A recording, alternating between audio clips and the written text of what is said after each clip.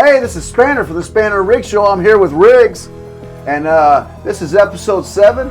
We had 3 amazing interviews. We had Congressman Kelly Armstrong, and we had 2 amazing student athletes. And then we're going to talk some Class B basketball. Here we go.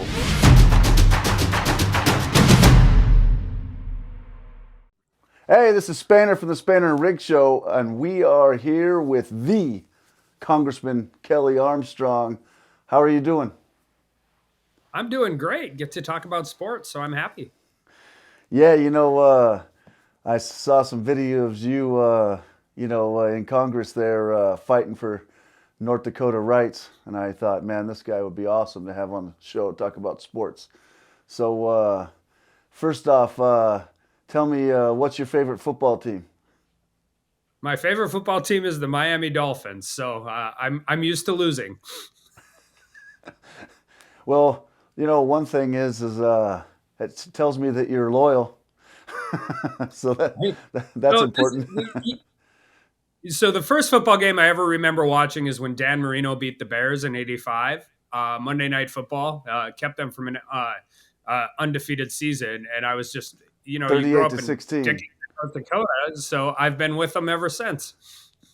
38 to 16. I remember that game like it was yesterday. I was at my grandma's house, and I'm so pissed still that Steve Grogan and Tony Eason combo quarterback thing of the Patriots upset the Dolphins in the championship game, ruining that Super Bowl, which would have been like The a only mammoth plus Super side to Bowl. that is the linebacker.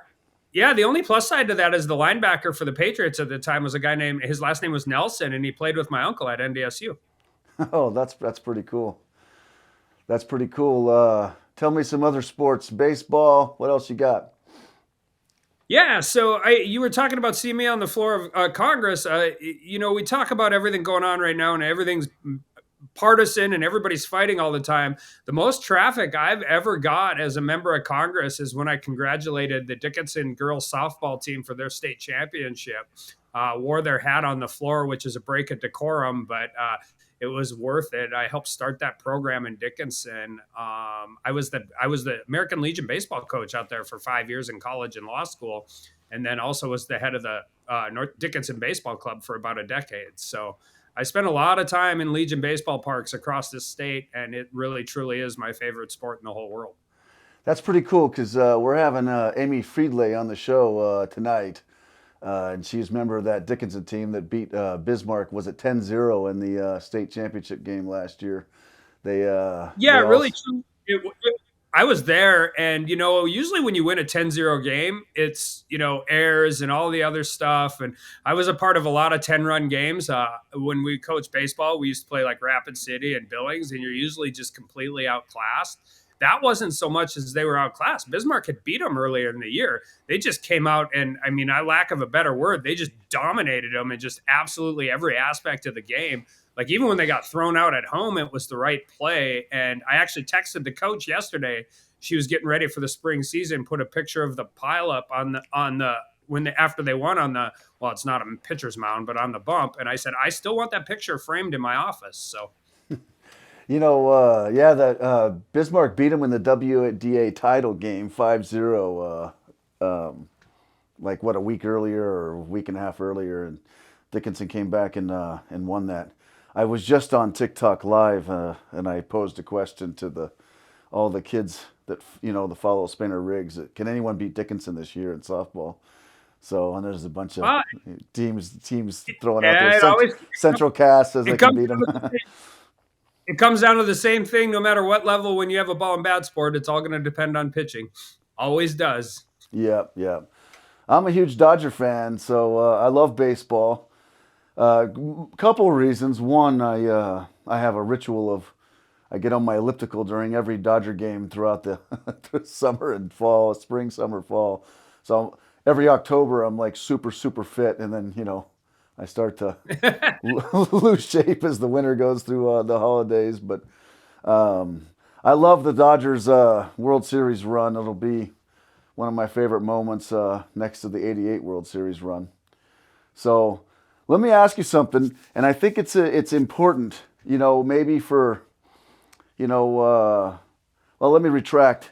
just to let you know, my sports show is specifically about North Dakotans' perspective, and I'm going to talk North Dakotans' perspective. So, as example, we had the GOAT talk, and who's the greatest basketball player of all time, and we let the kids vote, or the North Dakotans vote for, and it was like 33-31 Michael Jordan over Larry Bird. LeBron got one vote, so and I, if you ask anyone else in the country, it's probably a LeBron, Michael, or Kobe. But in North Dakota, they love Larry Bird, so we talk about Larry Bird because of that. But North Dakotans' perspective, and I was a youth coach for many years. You coached youth sports as well. Talk about balancing, development versus winning when you're coaching youth sports. So when I moved back to Dickinson after I had started practicing law school in Grand Forks, I coached a 12-year-old travel team for a couple years, and it was really interesting. They asked me to coach because they had a good group of kids, but I was the first coach that had ever coached them that wasn't their parent. And I always use this as an example. I tell people this all the time. If I ever write a book, it's not going to be on politics. It's going to be on what I call the youth sports industrial complex.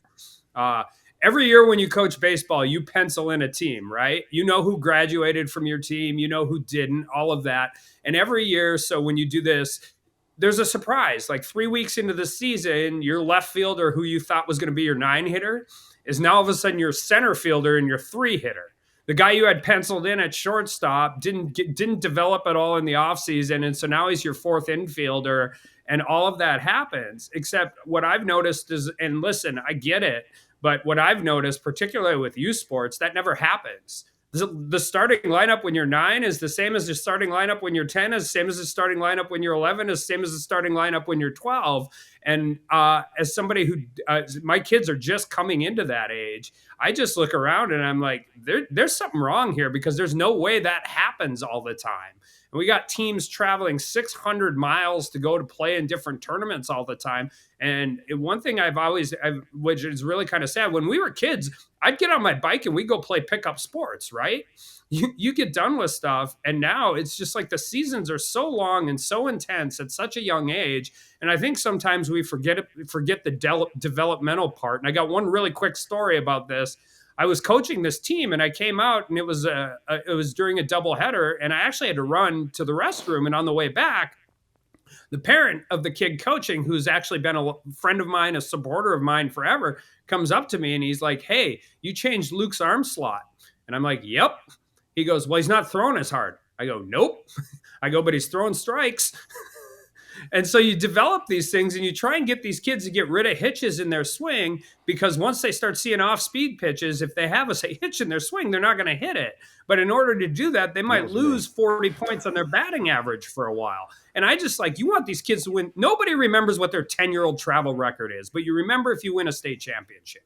And I think that's what you're always kind of driving towards, which is why I always like Legion Ball, because you get to go play in Rapid, you get to play in go to Wyoming, you get to do all that stuff. But it was also Dickinson against Bismarck, right? Not Dickinson High versus Century. And from a town like Dickinson, where I grew up, when you could go win a game against the entire town of Bismarck, that was a big deal. Yeah, yeah. It's interesting because, I coach, little kid soccer for years, and all those juniors and seniors at Minot High right now, I coached them when they were 10, 11, 12, 13.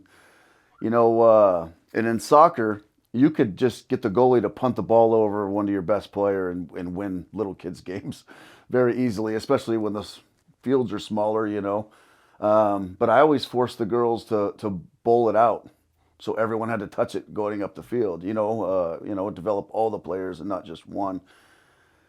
It's interesting, and I bring it up because I always feel like coaches are either all the way development or all the way winning, and no one's ever in the middle anymore. It's almost like American politics. You're either blue or red, and no one's in the middle. And I always felt like a coach should have parameters on how they're going to sub, so that the subs are done, everyone's going to play, blah blah blah blah.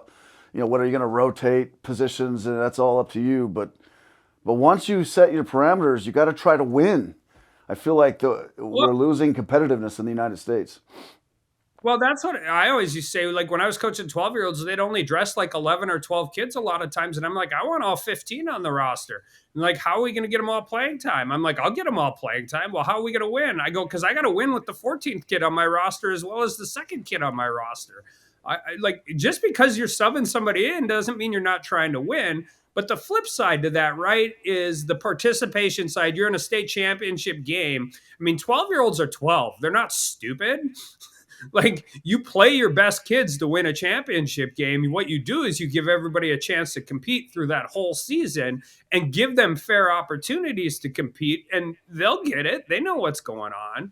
But I mean, I think there's just a change, right? We used to like all when I ran a baseball program, you know what I wanted out of 13-year-olds? Lots of them. That's what I wanted because it's a summer program. Kids are going to the lake. Kids are into football. Kids are into hockey. Kids are going to lose. So by the time they're 17 or 18, I'm going to lose 2/3 of them. I don't care what their 9-year-old travel record was. I just want lots of 13-year-olds who want to play baseball. I 100% agree. That's how we ran the Minot Soccer Club. We had pools, not teams. We had pools. And so we'd go to events all the time and just let the kids sign up for whatever event they wanted to go to. If they wanted to go to the lake one weekend, it didn't bother us. But so UND Law School, UND Yeah. grad, pretty cool. So I won't put you in the corner of asking you what's North Dakota's favorite team. Is it the Bison or the Sioux? I'm sure, or Fighting Hawks. Sorry. So I'm that's sure you got your interesting. So opinions on my high that. school, my best friend in high school and my college roommate was a guy named Devin Carlson. And at the time, Chris and Kyle Carlson were both playing football for NDSU while we were rooming together at UND. My dad wrestled at NDSU. Two of my uncles played football at NDSU. And the answer is UND hockey is the best sport in North Dakota. So Spainer, I'm a Bison guy. Riggs, he's not here. He's obviously a Sioux hockey guy or Fighting Hawks guy. But But I you can be a actually, Sioux hockey guy and not a Fighting Hawks guy. you, can you be? You said you could be a Sioux hockey guy and not a Fighting Hawks guy, or are they the same thing? So the other day we had a deal, and I got to do the after the first puck drop. They have you. They I would because I was there. So Senator Hoven and I got to do the commercial break like on the ice, and Senator Hoven does all this like welcome to the Ralph, all of that stuff, and then I'm like, well, what should I say? And the lady says, well, say, let's go. You should say, let's go Hawks. I looked at her. I'm like, yeah, I'm not going to say that. I'm not there yet. I'm not ready. So I just said it's a bad day to be a Bronco because we were playing Western Michigan. It's interesting about that whole, the name change thing, and I went to the University of Utah, so I'm a Ute, and the Utes they relish that, they love it, so it was sad, but you got to respect others' wishes. So this last couple weekends, I got the opportunity to cover the State B boys basketball, State A basketball, and State B girls at the Betty. I don't know if you followed all those games, but Four Winds was almost unbeatable last on Saturday night against Kindred. What are your thoughts on the State B? Some say that's the Super Bowl of North Dakota. The State A obviously is super fast paced. What's your thoughts? So I know Four Winds went undefeated on the year and they won their championship. I shared it on Facebook, and you've kind of now exhausted my knowledge of high school basketball in North Dakota. I'm 5'8" and really really slow, and was a wrestler in high school. So we and my parents wouldn't let me go to WDA because back in the 90s, the reason you go down there wasn't to watch basketball. So my parents were born at night, but not last night. So I basketball is the one sport my son loves it. He plays in it. I actually got to do a thing. I'm doing a thing in Congress with the NBA about some criminal justice reform, and I got to interview Ennis Cantor for something. And I think those are the two coolest things my son thinks I've ever done in politics. But if you wanted to do a basketball pod, you'd probably have to do it with him, not me. No, just asking you about Four Winds there. I They're always arguing who would win those state A, state B championship matches. Four Winds was really, really good. I do think Derek Doucette would probably be a little too much for him. I was at state wrestling though, and I was at state gymnastics, and that's what I was going to ask you about. Dickinson is an absolute powerhouse with 7 consecutive state championships in gymnastics. Tell me, is it like in the DNA in Dickinson? Do they Yeah, have the best youth club? you know, I think one of the things is right. I would say objectively, Dickinson's always competed in wrestling. 3 years ago they won the dual tournament. That was really cool. But I just think when you have a town the size of Dickinson, there's these certain things that end up happening. But I can just tell you why. And it's the same for softball in Dickinson, and it's the same for baseball in Dickinson, it's the same for gymnastics, because we have 3 great coaches in those 3 sports. I mean, they just Van. Oh, I'm gonna forget his name. And my daughter was in it when she was young. But I mean, they've just taken that program and they've worked really hard to develop kids, but they also make it fun. I mean, there's no secret why Dickinson baseball is as good as it is. It's Pete Dobitz. There's no secret why Dickinson softball is as good as it is year in and year out. It's because of Amanda Mickey. And the reality of that is when you have a town significantly smaller than Minot, Fargo, Bismarck, if you don't have a coach that's really working with kids and kids want to play for, they'll go find another sport to play. And we just don't have the depth like we do in other communities. So they've just been a powerhouse in gymnastics forever. And I think it's just because they've built one hell of a program and they make it fun for kids. But they also, this is what you were talking about, right? Competitive developmental. And they do a really good job of keeping kids out, keeping kids interested, caring about the kids as they develop through the program instead of just trying to win all the time. One thing I noticed when I was talking to some Dickinson kids, and I was talking to Charlie Bowman from Lemoore on Saturday night. He's a state football champion. They took third in state B boys basketball, and talking to some rugby kids, Anna Johnson, from rugby. But I noticed a lot of it in Dickinson is they really love playing for their community. I think I find that super interesting. I love that about Dickinson, that those kids, they really are proud of playing for Dickinson. That's kind of a cool, kind of unique thing. I mean, even if you're at the side, I mean, Dickinson, North Dakota in general travels well, right?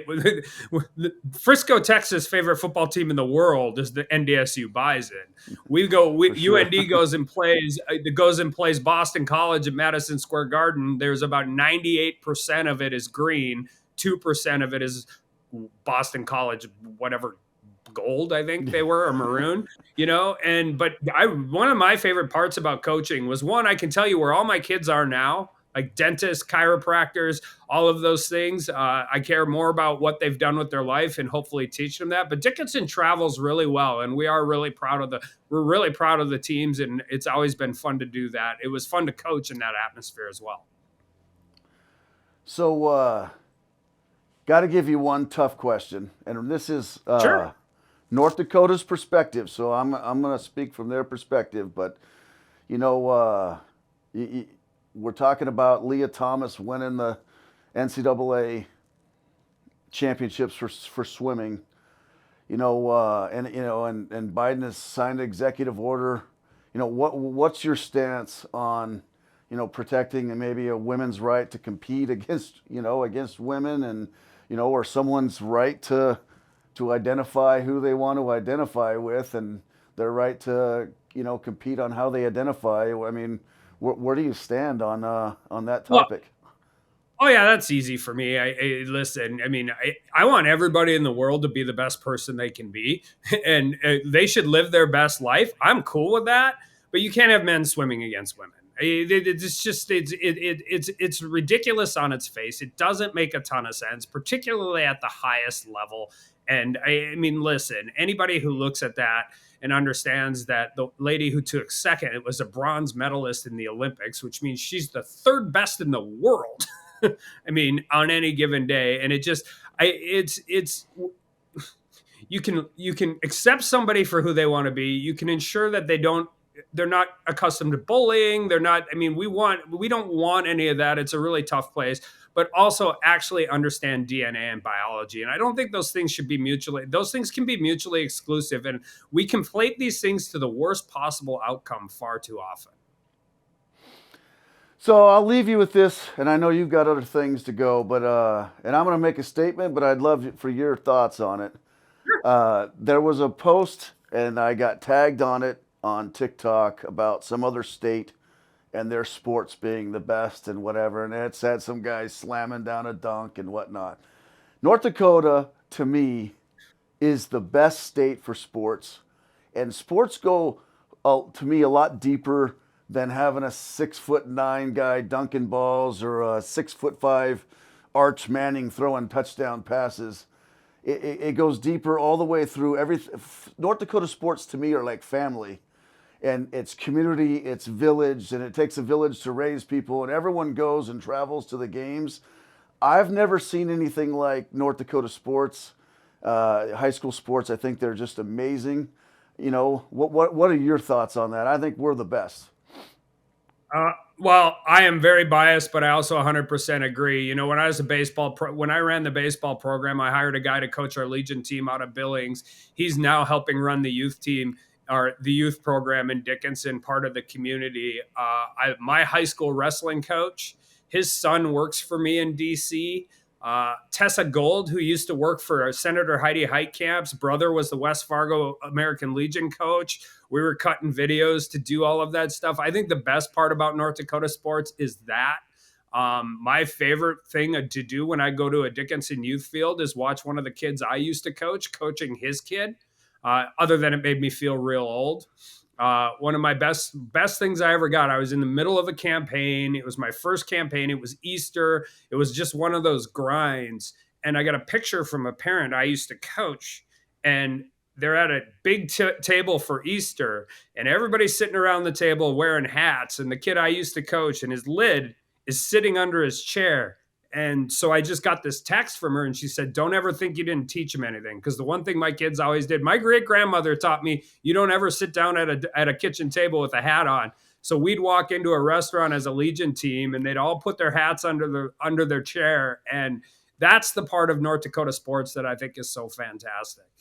You know, I didn't have a kid in the program. I moved to Bismarck, and I was at that state championship game. Actually, my biggest concern about moving to Bismarck for work is my kids are going to be wearing Bismarck Demons stuff, and I'm not sure I'm okay with that yet. I'll get there, but as an ex-wrestler from Dickinson, that's a tough gig for me.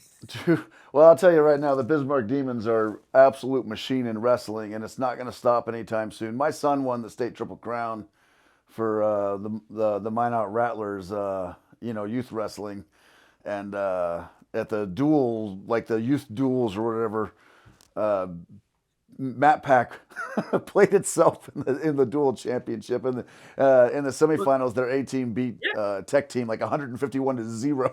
So, but that started with Milo Trusty 35, 40 years ago, and then the kids' Milo coach developed that Matt Pack program and continued to do it. Now their kids are in the program. You've got Schumacher, you've got Scotty Nolan. I mean, I think invariably when you look to whatever sport it is, you got Schmeeker at NDS or at St. Mary's. You can look into these programs, and coaches take a lot of heat. But you look to the programs that have succeeded over time. There's usually one or two people involved in that program, and they're usually the coach that have developed it and made it to what it is. And it's a mentality, it's a way of life, but they also care about their kids. They don't just care about winning. And I think once that shines through, you have a program and you have the potential to do a lot of really cool things with it. Schumacher is a stud. And it's interesting. My son was wrestling a Matt Pack kid in the state championship. And I'm sitting there watching, and I heard him. He walked up to the guy coaching and then the kid and said, "Hey," he goes, "Watch out, Spain wrestles left foot front and right foot front. So he can shoot with his left hand or his right hand." And he was explaining this to him, and I'm like, how does he even know that? You know what I mean? Like there's 800 kids in Matt Pack, and they all got their own level and, nemesis or whatnot. I mean, he knows a lot about everything. But hey, man, thanks a lot for coming on. It's awesome. I went TikTok live before I came on, and talked to all the kids. I asked any of the kids if they had any questions for you. The number one question they wanted from you was, and we won't make you answer it, but what's better, Class A or Class B sports? So we grew up in a town with Dickinson and Trinity, and that was always an interesting conversation. They're different, right? Trinity was really good in football when I was there, and Dickinson wasn't. But the average weight of our offensive lineman was probably 65 pounds heavier than Trinity's. So, the skill positions are one thing, but when you start getting, it's just a volume game. The more kids you have for those non-positions, the more depth you have. We noticed it playing baseball. You get into the losers bracket in a double elimination tournament when you're from Dickinson, you run out of arms and a lot quicker, it seems, than Minot or Bismarck. And it's just a depth game. They're both fun. People are competing. They're having a great time. The class system works the best because every program should be able to develop a chance to win. If Hettinger is wrestling against Bismarck High every year, it's not going to end up working. Kyle Berwick would have been fine, but as a program in general, right, you just get into that space. And wrestling's one of the ones where you can really look at it, because you and I both know that every year there's 3 or 4 kids that win it in Class B that win it in Class A as well. Yeah, for sure. You got those Carrington kids are ballers, but all right, man. Thanks a lot. I appreciate your time. It was awesome to get to know you a little bit better. Let everyone else get to know you as well. Anytime you want to talk about sports, I'm in. I think it's helpful when people know that, their members of Congress don't talk about politics 24/7, 365. And any of the kids watching out there, just remember the one thing: the best pitch in baseball is a strike. I don't care what you're throwing, throw it across the plate. Just get it across the plate. Yeah, and for, if anyone takes anything from this, he's a Mets and a Dolphins fan, so that tells you he's going to be loyal to North Dakota. Perfect. All right, thanks a lot. Thanks for having me. And a big thank you to Kelly Armstrong. Great interview, hanging out with Spainer. Great chat. Now we're moving on to the high school segment here, talking high school sports, particularly the granddaddy of them all, the Class B. And I know that. Now that we're on camera, it's the granddaddy of them all. Of course it is. Absolutely. It's the Class B. It is. But it is. Maybe Williston should be Class B, it says you. Maybe. It should up that level and have 3 tiers like every other sport that's ever there. And what do we have, 5 different levels of football or something like that? It's crazy. But anyways, the Class B is, without a question, a great tradition here in the state of North Dakota. There's just so much camaraderie. There's just so much following. And of course, the town's really supportive. But you know what? We got to see some great games. You know what? It started with the first round, the quarterfinals, moved to the semifinals. I was pulling hard for, obviously, Bishop Ryan. I know Brody Bosch and his family pretty well, and I was kind of pulling hard for them. But Brody does a good job. But we got a great championship game as well. Even though Four Winds kind of took it over towards the end. But start off, first of all, overall, what were your thoughts? Overall perception, thoughts on the Class B? First, we'll address the football comment. Yeah. 5 levels of football. Yeah. Well, that's probably because you're a Rough Riders fan. Yeah. And you guys. You don't know how many guys to put on a field, like when there's like a game-winning field goal at the end of a game, right? Oh, boy, I can't believe you even remembered that. You even knew what that was. I know exactly. And you did it again the first week. You did it again in 2011, the first game of the year. Am I wrong? Against the same team. Oh, my Lord. Those 2 years, 2009, 2010, just burn in eternity for Riders fans. Oh, my God. But getting back to Class B, the Super Bowl of North Dakota. Yep, absolutely. And I know it's beneath you, Class B, but no, it was cool. It was really cool. And, and I've obviously, you and I coached at Minot State, so we've been to the Class B many times. It was a different experience being down on the floor and seeing kids from every Class B school. There were parents from every Class B school. People everywhere. They just make it a destination to go check it out. It is. It's interesting. And I had one coach come up to me and goes, "I want to do an interview about so and so. I won't say the name." And I'm like, "Who's that?" An official. Oh, geez. I said, that won't go well for you, and it won't go well for me. And he's like, Yeah. I'm just kidding. Absolutely. But it was funny. But anyway, man, Class B state tournament was good.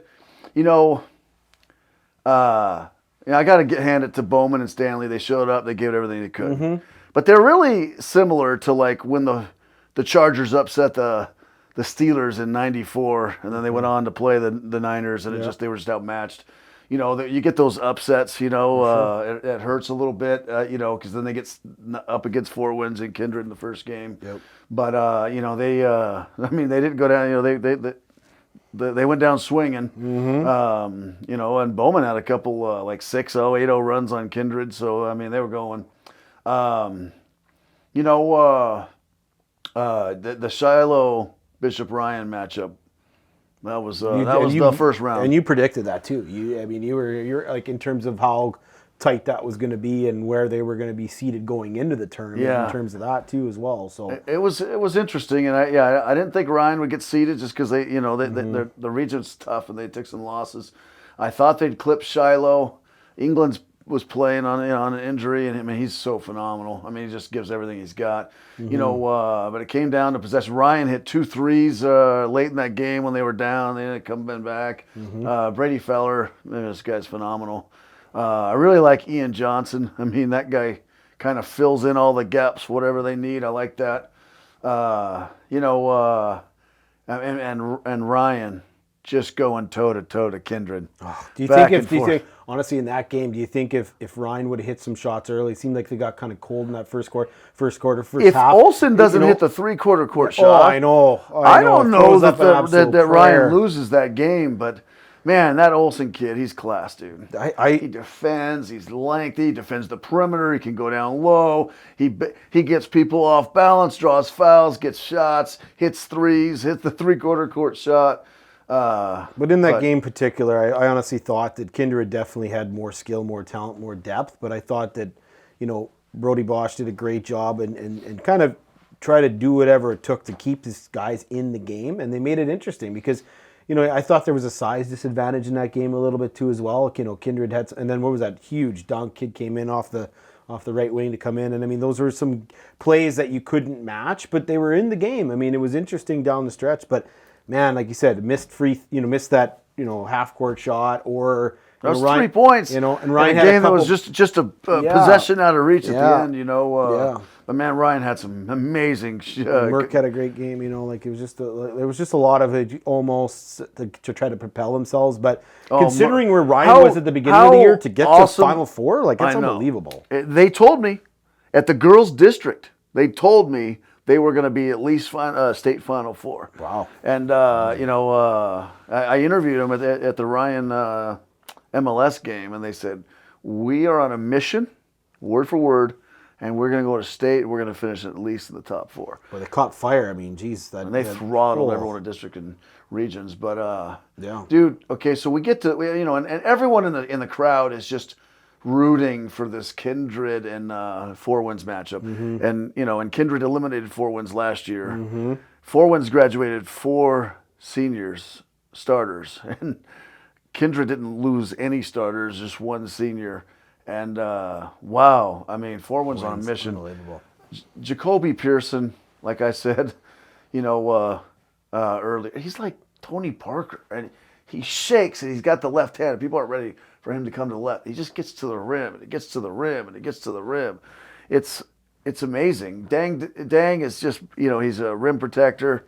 He had 7 blocks in the championship game. You know, and he was guarding Peraza. Peraza likes to get to the rack, and that was kind of a bad matchup for Kindred. You know, they really probably needed Dang. Kindred needed Dang on Olsen because Olsen can hit the 3, draw him out. You know, and Peraza's just amazing in the paint, but, you know, Dang was going to let him shoot outside for as long as they could last.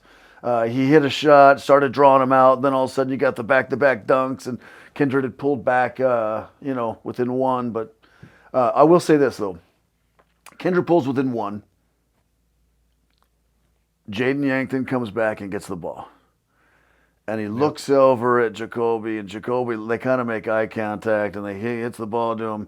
and the next 5 possessions, those two just go to work. And it was interesting to watch those guys go to work because it was like, we're going to lose. It's going to be on our shoulders, and that's just the way it is.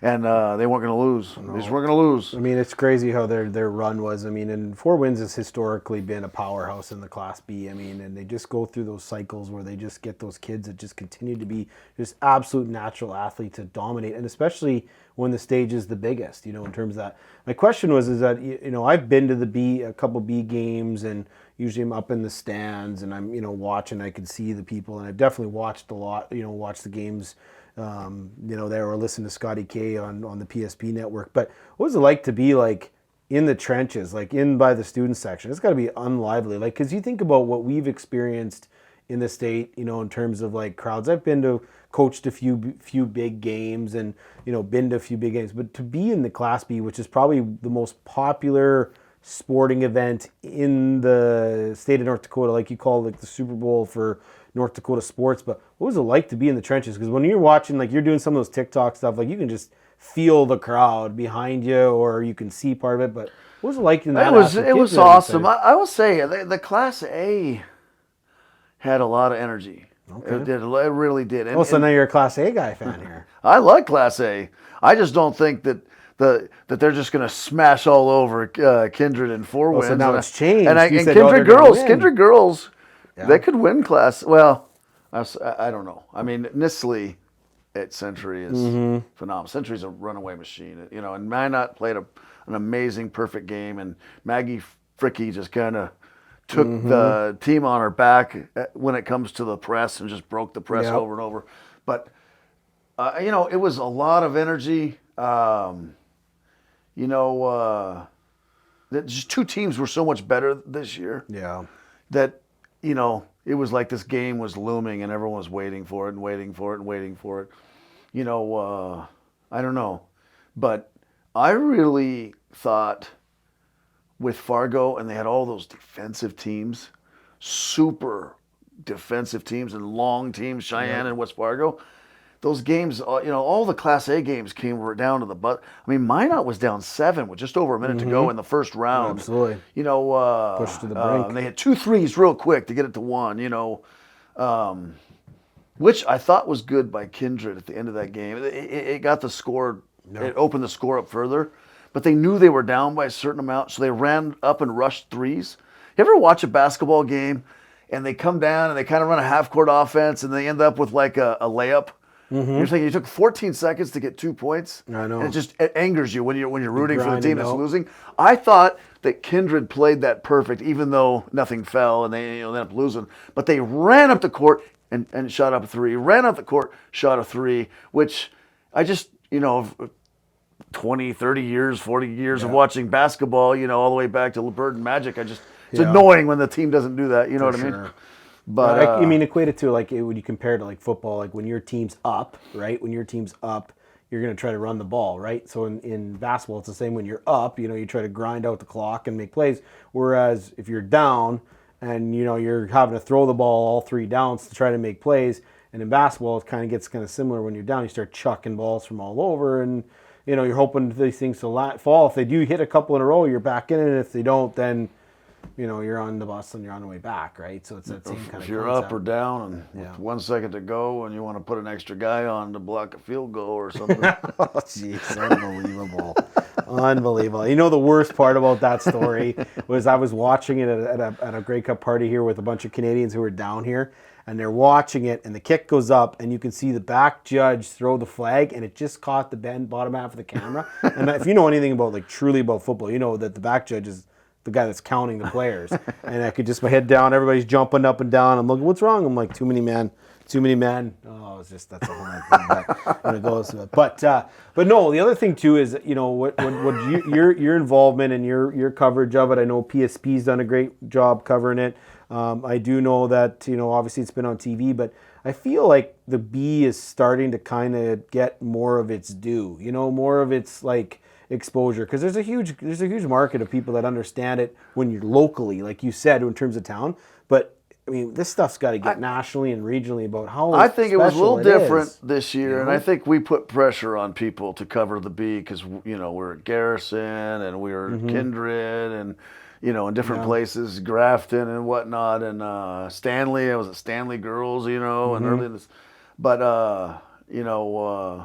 But it's got to be good, though. I mean, it's obviously well received. What the best part the gyms. I thought was watching the Class B was I'd get down near the student section, and I was watching the students, and no matter how high I went up, they were engaged, like living and dying, like it was, you or me watching our football team in a playoff game, 4 points in the fourth quarter, living and dying on it, and I'm watching Bowman, and they're getting pasted by Kindred, and they hit a 3, and their whole section goes crazy. It's pretty cool. No, that's good. We got an exciting spring coming up, and state indoor. For sure. So is that an indoor sport or a spring sport? I don't know how that works, but it's this weekend, I think, in Fargo. So that's interesting. And then we've got track, and we got softball, we got baseball, we've got girls soccer, rodeo this spring. So I'll be out and about at all of them, and I look forward to seeing you guys at the spring sports. And we had a couple exciting interviews here. Absolutely. With Amy Fridley from Dickinson Gymnastics and softball, and many times state champion, and Allison Krug from Bismarck High Gymnastics and track, and she's a pole vaulter. And that's got to be a scary event. You got to go backwards, don't you? You got to go upside down in that one. Anybody want to see Spanner try to give it a shot here? I'll tell you. There may or may not be some footage of me straight pulling something in high school, but I tell you. All right, let's great interviews. Hey, this is Spanner here, and we are interviewing Amy Fridley from Dickinson softball / gymnastics, and she's like a multi state champion. Probably one of the best our state's ever seen athletes. So, Amy, how you doing? I'm doing good. How are you? Very good. We're excited. So, I had the opportunity to watch state gymnastics, and I was just astounded at how amazing the athletes were. And something was sort of interesting to me. I was going through and I was watching, and the girls were landing, and they would kind of take a step and turn and wave and turn and wave and whatnot, and they take the step and turn and wave. And I just thought that was something that kids in, North Dakota did or whatnot, you know what I mean? And then all of a sudden, one of the Karski girls did the vault, and I was like, holy, and she landed and went, and then you were on the uneven bars, and I was kind of sitting right there next to the uneven bars, so I was watching this, and then, I mean, you did this, unbelievable, turn, I guess. I don't know the phrase for it, but come on, amateurs here. when you landed, I was the best thing I'd seen the whole day. I couldn't believe it. It was just boom, and then all the Dickinson girls blew up. But my question is why is Dickinson? It's like in the DNA. And then all of a sudden I just started watching. The Dickinson girls were just dominating almost. And Valley City and Jamestown are very good too. But you guys were amazing. And then, but I've never seen anything like that, like in real life. When you landed on the uneven bars, tell us about Dickinson Gymnastics, maybe about your different events and whatnot. So we have a very good program here. I started when I was 3 years old, so I've loved gymnastics for a very long time. And I think how you're talking about our landings, that's really something that we've been focusing on this year. So it's just hitting our routines and landing. And the program has just really grown and been super special this past year. Yeah, that's crazy. And when we talked before we got on here, you explained, you do participate in so many different events in gymnastics. For us other athletes and coaches, especially in some of the mainstream sports, you focus on one position.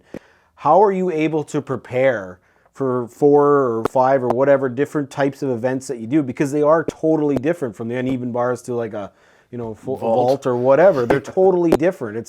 So how do you prepare? Do you spend like certain days on one area or a little bit of everything every day? How do you prepare for each individual event that you participate in? So for every event, every day, we have a different assignment that we have to complete. So like bars, we have 4 bar routines with like a bunch of other stuff, just focusing on the tiny details. And then vault, we have to make 7 vaults, like the landing that you were talking about, and just really getting those reps in on every single event and just spending lots of time in the gym. So she says Dickinson Gymnastics very good. So just let me tell you something. Not 1, not 2, not 3, not 4, not 5, not 6, but 7. Is that right? Consecutive state championships? Yep. Yeah, 7 consecutive state. Now look, I've coached college cross country, college women's soccer, college men's soccer, college women's basketball, college softball, and college track, and but never been to a gymnastics competition before, and just it stuck out to me. That's just as a coach and watching athletes, the way you guys finished your routines, versus the other participants, and not all of them. There were a couple girls who were really good, but I'm just talking about program wide. It was consistent, and I mean, obviously, I think the Karski girls and you. I mean, you guys kind of rise to the top, is what it looked like to me, just from a an outlier's perspective. But most importantly, I got another one for you. You won the state championship in softball. And you didn't just win it. You guys won 10-0. So yeah. And you avenged the WDA title game, right? Did you guys lose them 5-0 in the WDA title? Yep, we lost the WDA. So how did that feel, winning the state championship, number 1? And 2, was it sweeter being kind of big brother Bismarck, that city, the big city right next to you, and avenging a loss? Yeah, so going into state, we just kind of had a confident attitude, knowing that we were going to go have good games. And then, like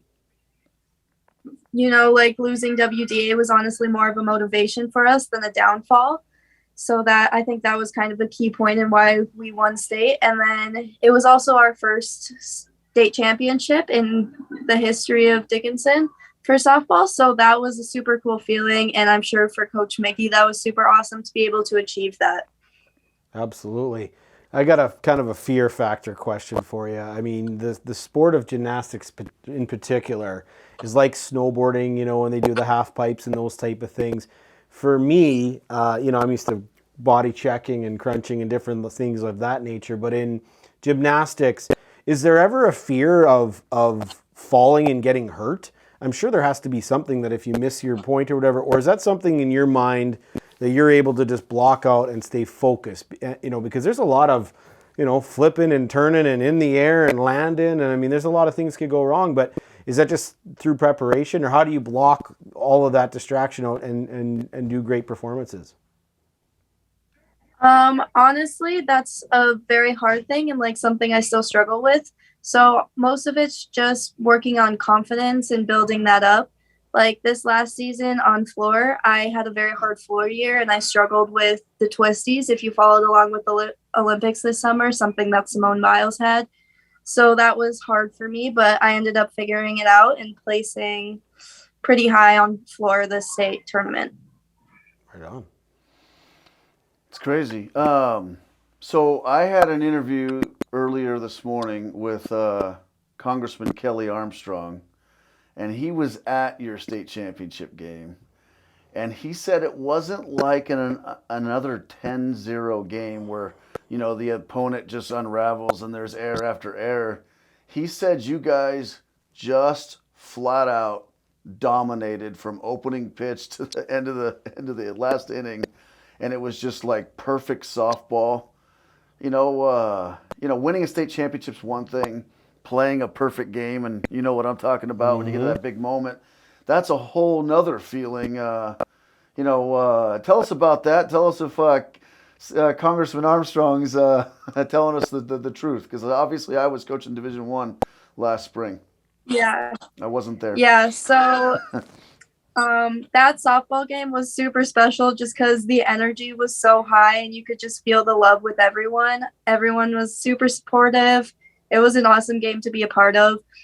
And just really keeping the energy high kept us going and making sure that we're picking up our teammates if they like struck out. So I just think the teammate aspect of it is why we had such a good game. Absolutely. And kind of echo along that, I mean, you talked a little bit about it, you know, Dickinson first, you know, state title in softball, and Dickinson's kind of, we consider like a smaller A school, but, you know, in essence, but to win some championships, you know, when you think about some of the sizes of the different schools that are, you know, in the state, that's got to feel pretty good for yourself and the city of Dickinson to have some success, especially for what you guys have been able to do. Yeah. Yep. Let's end with one semi-tough, easy, you know, but semi-easy question. Let's do this. Tell us what it means to compete for Dickinson, for your city. It's something that I'm trying to, you know, if you've seen the TikTok show, we have, you know, I want some kids to talk about their civic pride and playing for their city. Tell us a little bit about competing for Dickinson. Well, it's a super awesome experience, especially competing in the Dickinson Gymnastics program, being that we are a very good program, and just like knowing I'm going out there and showing my pride for my city. So it's pretty cool. That's so awesome to have you. You know, you're probably one of the greatest gymnasts in North Dakota history. So, oh yeah, real quick, college. Which one are you going to do in college? I'm choosing gymnastics. So right now I'm actually in a different season. I'm in a USAG season, which is club gymnastics, and because colleges don't look at high school at all. So I'm doing that to get my name out there. Kind of like the hockey world. I'm a University of Utah alum. So, oh boy, you know, I'm just telling you, they're like one of the best in the nation in gymnastics. Am I wrong or am I right?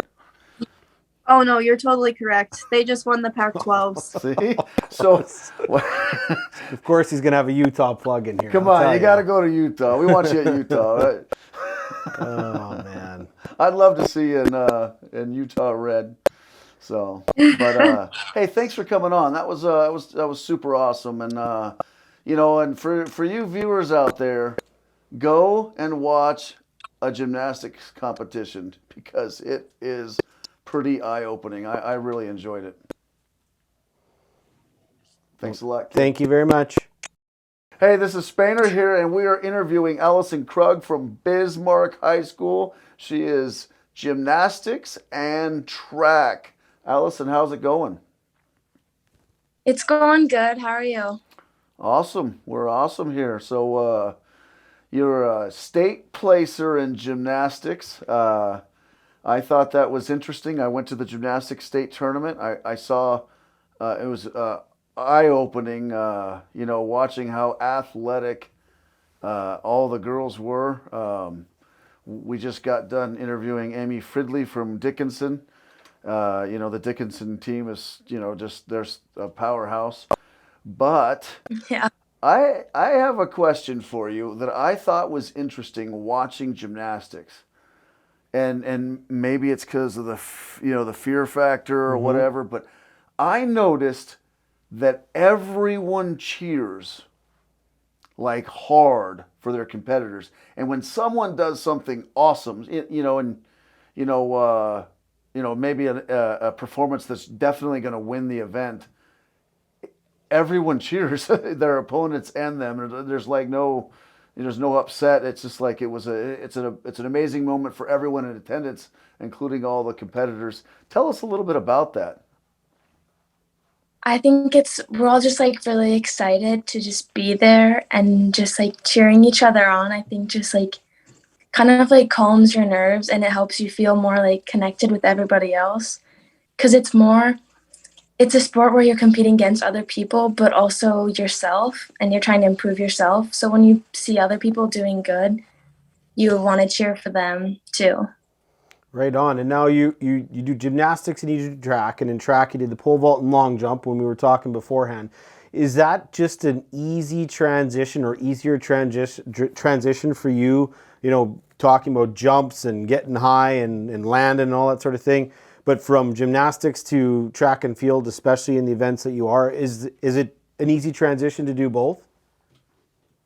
Yeah, I think it is because a lot of it is just jumping and they have a lot of similarities between each other. Absolutely. Now, in terms of pole vault, I'm not going to lie. I've got a fear of height, the height stuff. And I've seen pole vault, and I've seen people do it. And, originally from Canada, we've had some success at the event. But do you have any fear with pole vault getting way up there? I mean, it seems like, you can get extremely high and come down at least on the map. But is that a tough part of the event for yourself, or is that something that just doesn't faze you? I try not to think about it. I mean, it can be a little scary sometimes, but it's not too bad. There's a kind of a big jump in pole vault, right? When, there's when you first get going, you can kind of straight stick the, just kind of peg it over the top of opening height and you score a bunch of points or, for your team. But all of a sudden at some point you got to learn to get that bend and then just kind of let go, right? I've watched the training a few times. Kind of explain that, going from the straight pole to just the bend and the fling, and I don't what Jesus. We're take learning, the wheel. yeah, learning. So, explain that. Yeah. So right away you start off running with it, and then you slowly lower it to the ground, and you have to start out with your hands straight and your arms straight pushing on it. So you get a kind of a curve so you can swoop up, I guess. And then you just you get that momentum from the pole and you just shoot up kind of. Interesting. Now with gymnastics, I mean, you're like we talked off, Harry, you're doing almost all the events. Is there one that you just enjoy doing the most, that just seems to be the one that maybe you feels like your best, you just enjoy participating in that, or do you like them equally? I mean, we're hockey, soccer guys in a very individual type sport. In gymnastics, you're doing a whole wide range of different spots. But do you have a favorite event that you like to do specifically in gymnastics? Yeah, I've always liked beam to be my favorite event. It just it's really fun for me. I don't know. A lot of people think it's really scary to do, but I mean, I just think it's really fun to be up there. I know I'd be scared, I'll tell you. Yeah, me too. That's interesting. Gotta have those extra pads on the side. Talk about positions. If someone asked me to play goalie, I wouldn't want that. If I play defender, I wouldn't want that. Play midfielder, I wouldn't want that. Outside forward, no, I don't want that. Just center forward. Yeah. So you bring up the beam, and I got a question for you. So, we got a VCR when I was a kid, 10 or 12 years old. But my little sister, she was in that younger age, where a kid watches the same movie over and over and over and over and over and over. So I've seen the movie Nadia 7,698,312 times, to be specific. But I think it's on the beam, when she's got the bloody wrist or whatever, and then she does that unbelievable perfect 10. Have you seen the movie? If you're a gymnast, have you seen the movie Nadia? I haven't actually. You haven't seen the movie Nadia? I haven't even heard of it. It's an amazing movie. Nadia Comaneci, I don't know. We watched it 7 million times when I was a kid. Sure. So you're part of National Honor Society. You're probably super high GPA, and you do some community service, join some organizations. Why don't you tell everyone about that? It's just basically kind of like a club, they call it, I guess, and you just have to get 15 hours of community service per year in high school, and you have to maintain a GPA of 3.5 or higher to stay in it. And the organizations have to be different, not each one is different, but you have to have 5 from a list that they give you, 5 hours from a list, and then you have to have 10 of either tier 1 community service or tier 2. And tier 1 and tier 2 is basically just The difference is really just depending on like what they do and how you got involved with it. Right on. Like sometimes it might be for like a sport or something that you have to volunteer, so that would be like lower tier. Absolutely. I got one last question. I was just gonna say, you're a sophomore and you're very involved, obviously, gymnastics and track. Do you have aspirations to go somewhere else after this to be either compete gymnastics in either or track at the collegiate level? Is that something that might be in your cards? Yeah, I think it really like interests me right now that I really want to do that someday. Absolutely. Gymnastics or track? Yeah. Is there one more than the other? That is a good question. I don't know. It's hard to decide. You got plenty of time to decide. Absolutely. Are you competing in Fargo this weekend? I'm not yet. Okay. I had a stress fracture on my ankle, Oh, and it's still recovering gymnastics season. Oh, wow. Crazy. Well, that happens. I mean, injuries. I mean, every sport you always got to watch out for it, which is really good. But any more other questions, Jason? Nope. I don't know if you've seen this, Spainer on the road doing all the TikToks and interviewing kids when they compete, but maybe I'll be seeing you this spring in track. I do love track. It's Absolutely. It's an awesome sport. My son runs as well for Minot High, so Hopefully we'll see you. Absolutely. Well, thanks for stopping by. We appreciate the time. We certainly learned a lot to understand about track and field and obviously gymnastics, and hopefully for a speedy recovery. And we look forward to watching you follow along with your athletic journey. Now I got reason to be in Bismarck for a meet because I love the city of Bismarck. I really love that city. Awesome. Thanks, Allison. Thank you. You bet. Riggs, the state girls all-state basketball team was just announced, and we've got 2 8th graders from Minot, sure. Maggie Fricky and Lily Bell. Unbelievable. And obviously Logan Nisley, the recent commit to Nebraska, is the player of the year. It's remarkable, to be honest with you. I mean, it's remarkable to see the youth of that. I mean, honestly, like I couldn't imagine even in my, when I was in high school and I was a senior, there's just absolutely no way there would be some 9th grader freshman be able to compete, and yet to see it be able to do it is absolutely remarkable. And I mean, the crazy thing is now is the success that's happened. There's just so many more eyes. Like this will hit eventually, at the very least, regional media. It'll hit nationally at some point. When these girls, become sophomores and then become, juniors, and then the expectation is, what's next, right? And so I cannot wait till they place entry next year. Oh my God. It's going to be awesome. Mm-hmm. Nisley's going to Nebraska. I can't wait to see it. And I like Nebraska. I like Big Red. But I'll tell you this. They've got another commitment from Utah. From the state of Utah. 6 foot. Here comes again. She didn't go to Utah. No, and this girl is another guard, and she can play. She's playing Nebraska volleyball and Nebraska basketball. Oh, yikes. And then they got Nisley as well. Surprised that the coaches allow that. And then they got the Ryan girl there at Nebraska also. They moved away, but she was at Ryan. Her older sister was at Ryan, right, and went to Minnesota, right, or Iowa, and then back to Minnesota. But Stewart? Yeah, Stewart. Yeah, the younger Stewart girls at Nebraska. Now, also. Speaking of the whole thing we had talked about, the Class B, Class A, that Class B Bishop Ryan team was Stewart, Bowl, and Maddie Wald. I mean, I think they played the Class A champions at that time. I thought it was Cheyenne. And it was like a barn burner type of game. And that was Class A champion, Class B. But that might be the only time that holds water. That's the only time that ever go close. No, it's not the only time. Probably. Get out of here. Get out of here. But no, it's remarkable to see those 2 girls on there. And like I said earlier, it's going to be exciting to watch.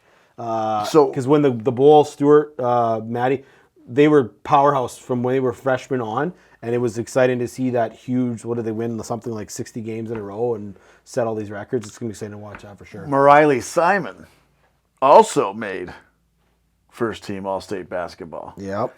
And she played soccer for me.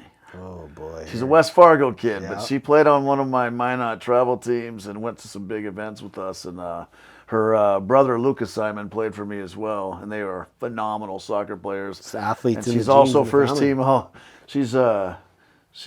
Going to NDSU, so Big congrats to those girls that were named to the All-State team, and certainly, like we said, going to be an exciting future to watch. Class A girls basketball. Another great episode here on Spener and Riggs. We got spring sports starting on Monday, but this weekend we've got indoor track, which is down in Fargo, which is going to be really exciting. This is a great episode, Spener and Riggs, powered by the Dakota Networks. Make sure that you check our TikTok, YouTube, and Facebook, and of course our episodes. See you next time.